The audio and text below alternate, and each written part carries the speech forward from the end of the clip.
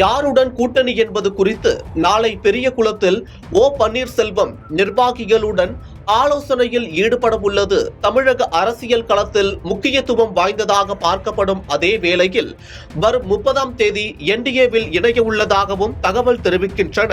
தேர்தலுக்காக பல கட்சிகள் கூட்டணி அமைப்பதில் மும்முரம் காட்டி வருகின்றன. கொள்கை மற்றும் காரசாரமான எதிர்மறை பேச்சுகளை மறந்தும் கூட்டணியில் ஐக்கியமாகி வருகின்றன. ஆனால் அதிமுக தொண்டர்கள் உரிமை மீட்பு கழகம் தொடர் மௌனம் சாதித்து வருகிறது.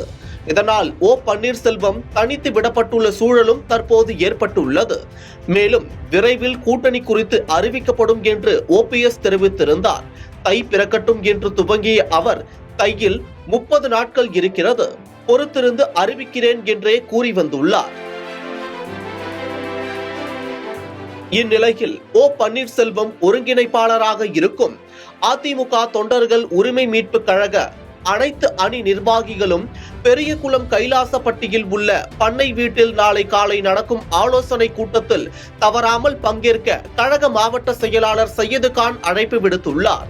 இதற்காக மாவட்ட செயலாளர் சையது கான் தலைமையில் கூட்டம் நடத்த ஏற்பாடு செய்யப்பட்டுள்ளது.